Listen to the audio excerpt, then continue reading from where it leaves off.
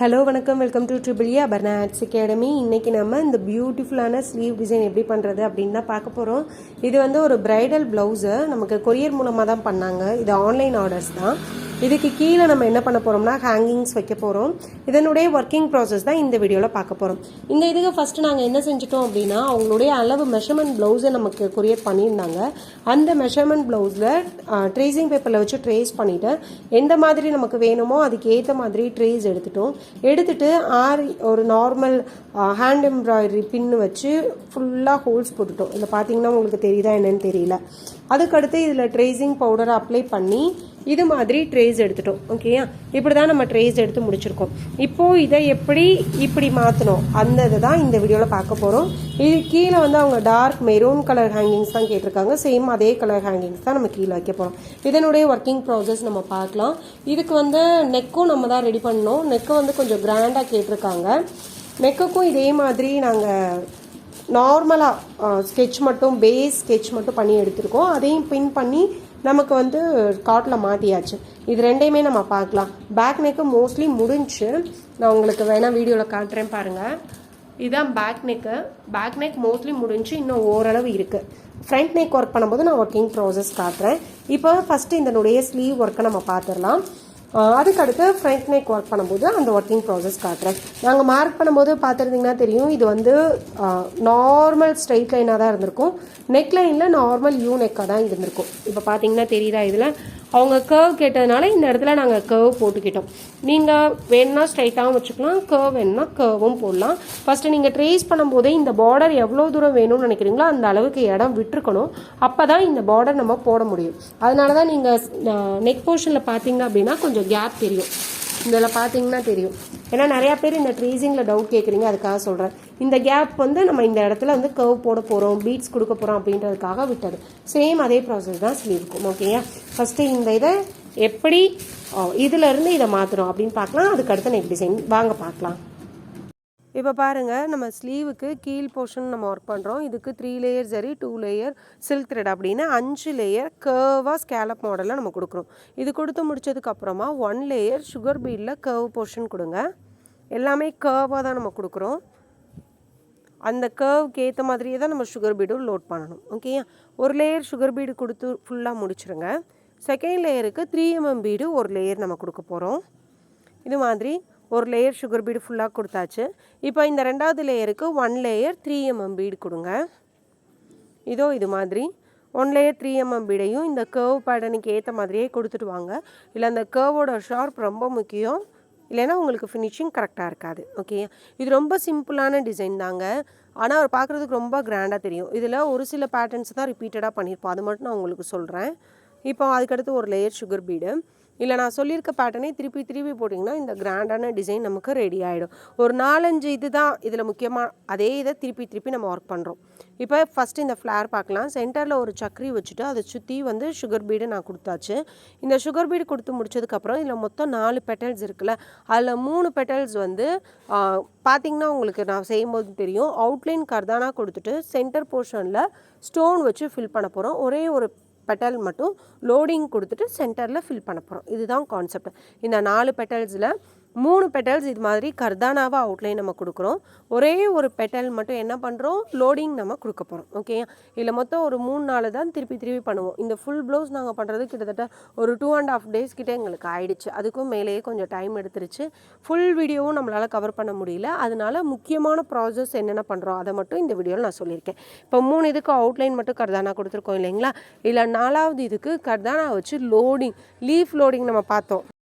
ஓகேயா, இது மாதிரி தான் இதை நம்ம கொடுத்துட்டு வரோம். இந்த ஒரு இதை நீங்கள் பார்த்தீங்கன்னாவே தெரியும், லீஃப், இந்த ஒரு லீஃபை மட்டும் க்ராஸாக லீஃப் லோடிங் அப்படின்னு நம்ம பார்த்தோம் இல்லைங்களா. அதே மாதிரி நம்ம பீட்ஸ் லீஃப் லோடிங் அந்த இது தான் நம்ம பார்க்குறோம். கர்தானா வச்சு இது மாதிரி லோட் பண்ணிக்கிறோம். இது வந்து ஒரு டார்க் மெரூன் கலர் ப்ளவுஸு, அதனால் இதில் நம்ம கோல்டன் கலர் கர்தானா யூஸ் பண்ணும்போது ரொம்பவே சூப்பராக எலகண்ட்டாக இருந்தது. இந்த ஸ்டெம் போர்ஷனுக்கெல்லாம் ஸ்டார்டிங்கில் ஒரே ஒரு சுகர் பீடு ஒரு 2mm பீடு வச்சதுக்கப்புறம் அப்படியே கண்டினியூவாக வெறும் கர்தானாவை மட்டும் தான் லோட் பண்ணிட்டு வரோம். வேறு எதுவுமே செய்யலை.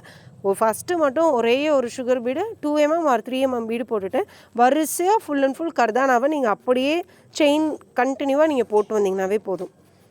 இதில் நம்ம யூஸ் பண்ணியிருக்கிறது பொடி கர்தானா. எப்போவுமே பொடி கர்தானா வந்து கலர் வந்து கொஞ்சம் டல்லாக இருக்கும். ஓகே, அதனால் அந்த பொடி கர்தானா யூஸ் பண்ணுறது டார்க் கலர் ப்ளவுஸில் யூஸ் பண்ணுங்கள், பார்க்குறதுக்கு ரொம்ப நல்லாயிருக்கும்.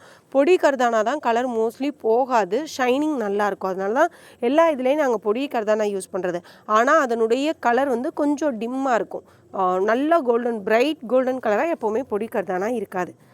இப்போ இந்த ஸ்டெம் போர்ஷனுக்கு எல்லாத்துக்குமே நம்ம நார்மலாக அப்படியே கண்டினியூவாக கர்தானாவே கொடுத்துட்டு வரோம். இந்த இதில் பார்த்தீங்கன்னா தெரியும், ஸ்டார்டிங்கில் மட்டும் ஒரு சுகர் பீடு, ஒரு 3mm ஆர் 2mm பீடு வச்சுட்டு கர்தானா. இப்படி தான் அதனுடைய பிரான்ச்சஸ்க்கும் நம்ம கொடுத்துட்டு வரோம். இதில் அதுக்கடுத்து இருக்கிற முக்கியமான போர்ஷன் இது மாதிரி ஒரு லீஃப் இருக்குது. இந்த லீஃபுக்கும் நம்ம கிராஸ் லோடிங் தான் கொடுக்க போகிறோம், பீட்ஸ் லோடிங் தான் கொடுக்க போகிறோம். கர்தானா வச்சு இந்த லீஃப் ஷேப்புக்கு ஏற்ற மாதிரி கொடுக்க போகிறோம். எல்லா லீஃப்லேயுமே நம்ம பண்ணுறது சென்டரில் ஒரு குந்தன் ஸ்டோன் வச்சு சுற்றி சுகர் பீடு கொடுப்போம். அப்படி இல்லை அப்படின்னா லீஃப் லோடிங் நம்ம கொடுக்குறோம். இதுதான் இந்த ப்ளவுஸில் நம்ம ஓவரால் பண்ணியிருக்க கான்செப்ட். ஓகேயா, இதில் நீங்கள் பார்த்தீங்கன்னா தெரியும், அந்த லீஃபோட ஷேப்புக்கு ஏற்ற மாதிரி கிராஸாக லோடிங் கொடுத்துட்டே வாங்க. இது மாதிரி பொறுமையாக கொடுங்க. நீங்கள் ரொம்ப பெரிய லீஃபாக போட்டிங்க அப்படின்னா லோடிங் கொடுக்கும்போது அது தூக்கிடும், 2-3 வாஷில் அறுந்துட்டு வந்துடும். அதனால் நீங்கள் லோடிங் கொடுக்க போகிறீங்க அப்படின்னா அதனுடைய ஸ்பேஸ் கொஞ்சம் கம்மியாக இருக்கணும். இப்போ இதனுடைய இது கொஞ்சம் கம்மியாக இருக்கனால தான் இதில் கொடுத்துருக்கோம். சென்டர் போர்ஷனில் கேப் விட்டுருக்கோம் இல்லைங்களா, அந்த இடத்துல நம்ம என்ன பண்ண போகிறோம், ஸ்டோன் ஸ்டிச் பண்ண போகிறோம், ஒட்ட போகிறோம். ஓகே, இதுக்கு அடுத்த இதுலேயும் லோடிங் கொடுக்குறோம். இந்த லீஃப் வந்து நார்மலாக கிராஸாக லோடிங் கொடுக்குறோம். அதாவது அந்த பெட்டல்ஸில் 4 பெட்டல்ஸில் ஒரு பெட்டல்ஸ் எப்படி பண்ணோம், சேம் அதே கான்செப்டில் இதில் கிராஸாக நான் லோடிங் கொடுக்குறேன். பார்த்திங்கன்னா உங்களுக்கு அது தெரியும்.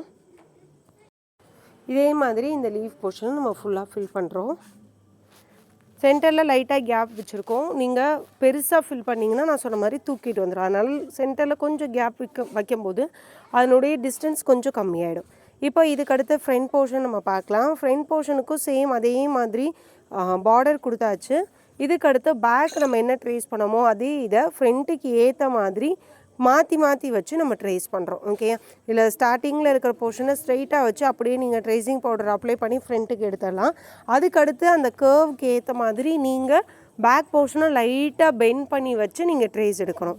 இப்படி பண்ணும்போது உங்களுக்கு ஃப்ரண்ட்டுக்கான அளவு அழகாக கிடச்சிரும். இப்போ பாருங்கள், ஃப்ரண்ட்டுக்கானது நம்ம கிடச்சாச்சு. பேக்கில் நம்ம என்ன பண்ணமோ சேம் அப்படியே ஆஸ் இட் இஸ் நம்ம ஃப்ரண்ட்டுக்கும் நம்ம பண்ண போகிறோம். இதில் முக்கியமாக நம்ம வேறு என்ன பண்ணோம், பேக்கில் பண்ண சேம் அதே கான்செப்ட் தான். இதில் நம்ம என்ன பண்ணுறோம் அப்படின்னா, பேக்கில் நான் ஒரு போர்ஷன் உங்களுக்கு சொல்ல மறந்துட்டேன். அதாவது அந்த லீஃப் இன்னும் ஒரு மாதிரி நம்ம ஃபில் பண்ணோம். அதை சென்டரில் குந்தன் ஸ்டோன் வச்சு சுற்றி சுகர் பீடு வச்சோம். அதை மட்டும் இந்த ஃப்ரண்ட் போர்ஷனில் நான் உங்களுக்கு சொல்கிறேன். மற்றபடி பேக்கில் என்ன பண்ணோமோ அதே இதை அப்படியே இதில் கண்டினியூ பண்ணுறோம். அதே ஃப்ளார் தான், அதே லீஃப் தான், அதே பிரான்ச்சஸ் டிசைன் தான். இப்படியே தான் இதை நம்ம ஃபில் பண்ண போகிறோம். ஃப்ளார் நாங்கள் ட்ரேஸ் பண்ணும்போது ஒரு நார்மல் 4 பெட்டல்ஸ் மட்டும் தான் போட்டிருப்போம். நாங்கள் ஒர்க் பண்ணும்போது ஷேப் நாங்கள் மாற்றிப்போம். உங்களுக்கு அப்படி வரல அப்படின்னா நீங்கள் ட்ரா பண்ணும்போதே கரெக்டாக ட்ரா பண்ணிக்கோங்க. இப்போ பார்த்தீங்கன்னா தெரியும், அதே இது ஸ்லீவில் என்ன பண்ணோமோ அதே கான்செப்ட் தான் இதில் பண்ணியிருக்கோம். அந்த பிரான்ச்சஸில் இருக்கிற லீஃப் போர்ஷனுக்கு மட்டும் என்ன பண்ணியிருக்கோம், ஐ ஷேப் கோல்டன் கலர் ஸ்டோனை இது மாதிரி ஒட்டிடுங்க. இந்த எதுக்கு திலகம் ஷேப் ஸ்டோன் யூஸ் பண்ணலாமா அப்படின்னு அடுத்த கொஸ்டின்ஸ் வரும். ஐ ஷேப் ஸ்டோனு பார்க்குறதுக்கு ரியலாக அப்படியே உங்களுக்கு லீஃப் மாதிரி இருக்கும். முடிஞ்ச அளவு ஐ ஷேப் ட்ரை பண்ணுங்கள், அப்படி இல்லைன்னா திலகம் போகலாம். இப்போ பார்த்தீங்கன்னா தெரியும், ஐ ஷேப் ஸ்டோன் ஒட்டிட்டு அதை சுற்றி வந்து சுகர் பீடை வச்சு அவுட்லைன் கொடுக்குறோம். இதில் முக்கியமாக நீங்கள் கவனிக்க வேண்டியது அந்த ஐ ஷேப்போட எட்ஜு கரெக்டாக அந்த ஷார்ப் வந்து கரெக்டாக சுகர் பீடை அவுட்லைன் கொடுத்துருக்கணும். ஓகே, இதுக்கடுத்து அங்கங்கே இருக்கிற கேப்பை ஃபில் பண்ணுறதுக்கு சென்டரில் ஒரு 3mm பீடு வச்சுட்டு ஒரு கர்தானான்னு சொல்ல முடியாது, பொடி கர்தானா கிடையாது, மீடியம் சைஸ் டியூப் பீடு, அதுக்கடுத்து ஒரு சுகர் பீடு, ஒரு சம்கி. இந்த இதை ஒரு புட்டா மாதிரி, புட்டாஸ் நம்ம ஒர்க் பண்ணால் எப்படி ஒர்க் பண்ணுவோம் அது மாதிரி அங்கங்கே ரேண்டமாக நீங்கள் தெளித்து விட்டீங்க அப்படின்னா பார்க்குறதுக்கு ஒரு கிராண்ட் லுக் கிடைக்கும். இதுக்கடுத்து அந்த லீவ் போர்ஷனுக்கு சென்டரில் நம்ம கேப் விட்டுருந்தோம் இல்லைங்களா, அந்த கேப்லலாம் என்ன செய்ய போகிறோம் அப்படின்னா ஜர்கன் ஸ்டோன்ஸ் நம்ம ஒட்ட போகிறோம். பார்த்தீங்கன்னாவே தெரியும், நான் நிறையா க்ளூ அப்ளை பண்ணியிருப்போம். ஏன்னா ஜர்கன் பேஸ் நம்ம வைக்கல, சக்கரி வைக்கல, டேரெக்டாக ஜர்கன் ஸ்டோன் மட்டும்தான் வைக்க போகிறோம். அப்போது நிறையா க்ளூ நீங்கள் அப்ளை பண்ணணும், அப்போ தான் உங்களுக்கு பேஸ் ஸ்ட்ராங்காக இருக்கும். இப்போ பாருங்கள், ஓவரால் இது நம்ம முடிச்சாச்சு. இதுக்கடுத்து அங்கங்கே 3 பீடு, 3mm பீடு, 3 பீடு அங்கங்கே நம்ம வைக்க போகிறோம். அப்படி வைக்கும்போது ஓவரால் உங்களுக்கு நெக் போர்ஷன் சூப்பராக ரெடி ஆகிடும். 3 பீடை ஒரு நம்ம தமிழில் அக்கனா சொல்லுவோம்ல, ஆயுத எழுத்து, அது மாதிரி நீங்கள் வச்சிடலாம். வைக்கும்போது அது அழகாக ரெடி ஆகிடும். இது மாதிரி ஃபுல்லாக நீங்கள் வச்சுருங்க. இப்போ பாருங்கள், ஓவரால் நமக்கு அழகாக ரெடி ஆகிடுச்சு. இதே ப்ராசஸ் தான் அப்படியே நம்ம பேக் நெக்குக்கும் பண்ணியிருக்கோம். இப்போ பேக் நெக் பார்க்கலாமா? இப்போ பாருங்கள், இப்போ பார்த்தீங்கன்னா நம்ம செஞ்சது அப்படியே உங்களுக்கு வரிசையாக தெரியும் பாருங்கள். இதுதான் ஓவரால் பேக் நெக்கு. எனக்கு ரொம்ப பிடிச்சிருந்தது. உங்களுக்கு பிடிச்சிருக்கா அப்படின்னு கீழே மறக்காமல் கமெண்ட் பண்ணுங்கள். இது கல்யாண ப்ளவுஸோட ஆர்டர் தான். நமக்கு வந்து ஆன்லைன் ஆர்டர் தான். கொரியர் போட்டு விட்டாங்க இன்ஸ்டா பேஜ் பார்த்துட்டு. அவங்க வந்து பிகே இந்த இனிஷியல் லெட்டர்ஸ் வேணும், பின்னாடி டேசல்ஸ் தொங்கணும் அப்படின்னு கேட்டிருந்தாங்க. அதுக்காக நம்ம சென்டரில் அந்த லெட்டர்ஸ் நம்ம போட்டிருக்கோம். புட்டாஸ்க்கு நம்ம அந்த அந்த ஜம்கி வச்சுருந்தோம்ல, அதே இதுதான் புட்டாஸ்க்கும் யூஸ் பண்ணியிருக்கோம். ஓவரால் பேக் நெக்கோட டிசைன் இது தான். சூப்பராக வந்திருந்தது. இப்போ ஸ்லீவோட அவுட்புட் பார்க்கலாம். இதுதான் ஸ்லீவ். அவங்க கேட்ட மாதிரியே கீழே நம்ம மெரூன் கலர் ஹேங்கிங்ஸும் வச்சு முடிச்சாச்சு. இதே மாதிரி உங்களுக்கு ஏதாவது ப்ளவுஸ் பண்ணணும் அப்படின்னா மேலே தெரியிற வாட்ஸ்அப்பில் காண்டாக்ட் பண்ணுங்கள். ஆரி, மெஹந்தி, ஃபேப்ரிக் பெயிண்டிங், டெய்லரிங், ப்ரூச்சஸ் இது மாதிரி ஏதாவது கிளாஸஸ் கற்றுக்கணும் அப்படின்னாலும் வாட்ஸ்அப்பில் காண்டாக்ட் பண்ணி கிளாஸ் என்கொயரி பண்ணி ஜாயின் பண்ணிக்கோங்க.